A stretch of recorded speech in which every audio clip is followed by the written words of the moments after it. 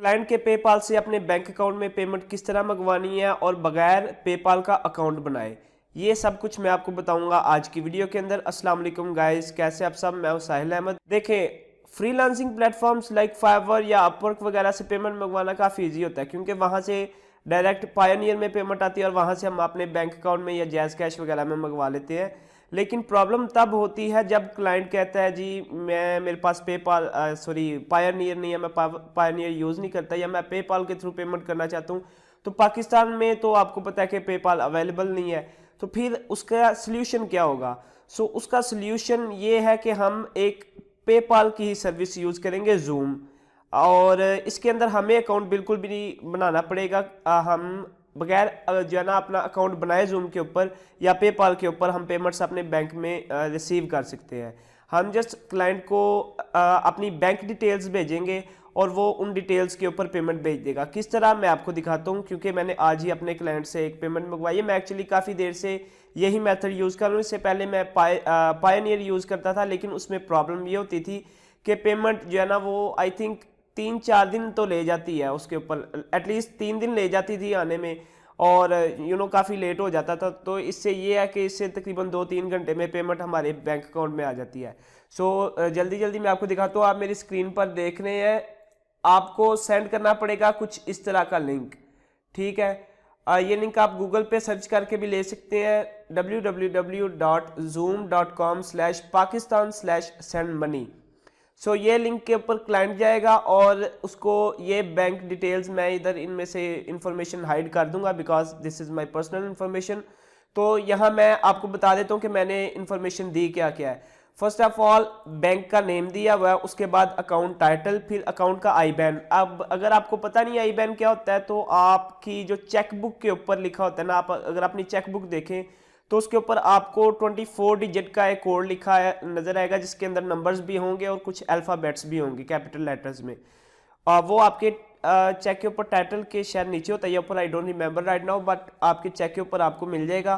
तो वो 24 डिजिट का आईबैन होता है, आपको वो चाहिए होगा, वो आपने साथ भेजना है। उसके बाद आपका एड्रेस, कोशिश करें कि जो आपका एड्रेस बैंक के अंदर लिखा हुआ है, लाइक बैंक जब आपने अकाउंट बनाया जो लिखा हुआ है वही आपकी ऑब्वियसली आईडी कार्ड के ऊपर भी होगा, तो वो वाला एड्रेस आप लिख के भेजें। और उसके बाद आपको साथ इसके रीजन देना पड़ेगा। मैं प्रोविंस की बात नहीं कर रहा, रीजन की बात कर रहा हूँ। सपोज मैं हाफिज़ाबाद से हूँ, तो हमारा रीजन गुजरांवाला है। अगर आपको नहीं पता तो आप सर्च कर सकते हैं गूगल के ऊपर, इंशाल्लाह आपको पता चल जाएगा।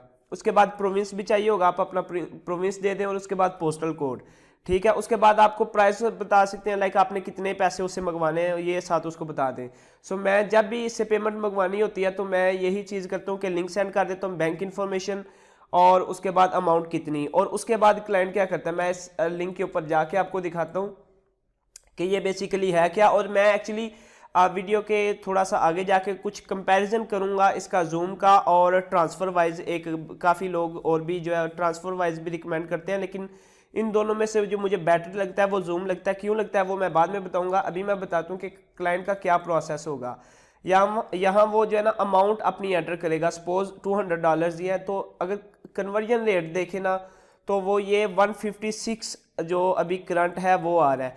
अच्छा, इसके अंदर ये चीज़ है कि अगर हम पायोनियर टू बैंक ट्रांसफ़र करें तो उसके अंदर हमें जो कन्वर्जन रेट है वो अच्छा मिलता है, और वो तकरीबन मेरा ख्याल है 3 या 4 पे फ़र्क उसका आता होगा। लेकिन it doesn't make any difference because जब हम क्लाइंट से पेमेंट मंगवाते हैं पायोनियर में, उसको एक पेमेंट रिक्वेस्ट सेंड करके वैसे भी हम मंगवा सकते हैं, लेकिन वो फिर 2-3 दिन ले जाती है पेमेंट डायरेक्ट अभी पायोनियर में आने में।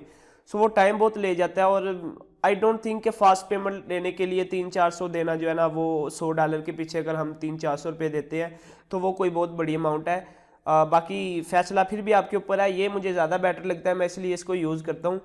तो जी 156 इसका कन्वर्जन रेट आएगा और क्लाइंट फ़ी पे करेगा। वैसे देखें, अगर हम पायोनियर के थ्रू मंगवाते हैं तो उसके ऊपर आई थिंक के 3% जो है ना हम फ़ी पे करते हैं।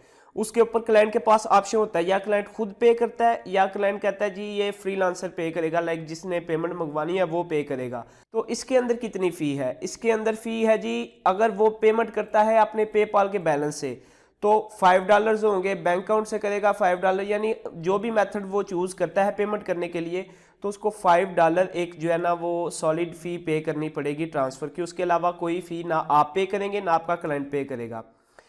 तो जी वो जस्ट इधर सेंड नाउ के ऊपर क्लिक करेगा, अपने पेपाल में लॉगिन करेगा और आपको पेमेंट सेंड कर देगा। अभी मैं आपको दिखाता हूँ जी, मैंने उसको पेमेंट का बोला था आज,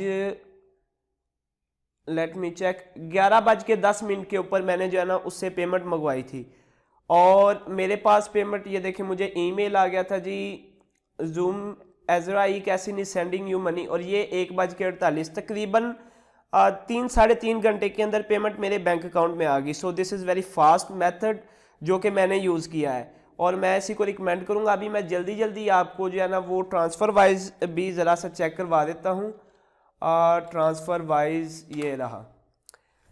अगर आप मेरी रिकमेंडेशन पूछे ना तो मैं आपको यही बोलूँगा कि जूम ट्राई करें, अभी हमें पेपाल की ज़रूरत ही कोई नहीं रहेगी। चलें जी, अभी हम यहाँ से देखते हैं यूएसडी और यहाँ भी सपोज हम 200 पेमेंट ही भेजने लगे हैं। तो इधर देखें, इधर उन्होंने डिफरेंट ऑप्शंस के ऊपर डिफरेंट फ़ी रखी हुई है।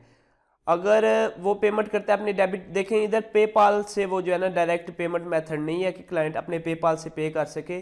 सो यहाँ डेबिट कार्ड है, क्रेडिट कार्ड है, बैंक अकाउंट है और वायर ट्रांसफ़र है। सो ये देखें इन दोनों के लिए अलग अलग फ़ीस है, लाइक हर मेथड के लिए। और उसके बाद अवर फीस उनकी अपनी भी कुछ फ़ीस है। सो टोटल फ़ी बनती है, अभी अगर वो अपने डेबिट कार्ड से करता है तो $5.30, जो कि ज़्यादा है कंपेयर टू जूम के। और इसके ऊपर अगर हम रेट देखें तो हमें 160 मिल रहा है। सो रेट यहाँ पे हमें जो है ना कितना, ₹4 ज़्यादा मिल रहा है ट्रांसफ़र वाइज के ऊपर। तो आप भी यही सोचेंगे जी ट्रांसफ़र वाइज बेटर है क्योंकि हमें ज़्यादा रेट मिल रहा है, तो ये भी ठीक है। लेकिन इसके अंदर हम ये चीज़ देखते हैं कि आपका क्लाइंट किस चीज़ के साथ, किस मेथड के साथ कंफर्टेबल है। अगर वो ट्रांसफ़र वाइज के साथ ठीक है, अभी ट्रांसफ़र वाइज में ये होता है कि हमें अकाउंट अपना बनाना पड़ेगा ट्रांसफ़र वाइज पे, और जब हम अकाउंट बनाते हैं तो आपको आई थिंक के $20 जो है ना वो पेमेंट करनी पड़ती है अपना अकाउंट वेरीफाई करने के लिए। जूम के मेथड के अंदर हमें अकाउंट नहीं बनाना पड़ता, हमने जस्ट अपनी डिटेल्स भेजनी है और हमें पेमेंट आ जाएगी। सो मैं इसको ईजियर भी समझता हूँ और सिंपलर भी है और फास्टर भी है। बाकी ट्रांसफ़र वाइज मैंने ट्राई किया नहीं क्योंकि मैंने अकाउंट बनाया नहीं। सो ये दोनों ऑप्शंस हैं और इन दोनों में से मैं जो बेटर समझता हूँ वो जूम को समझता हूँ। एक्सप्लेन कर दिया मैंने आपको कि आपने किस तरह पेमेंट मंगवानी है। फिर भी आपको कोई इशू होता है तो आप मुझे कमेंट सेक्शन में पूछ सकते हैं। ये रही आज की video and I will see you in the next one.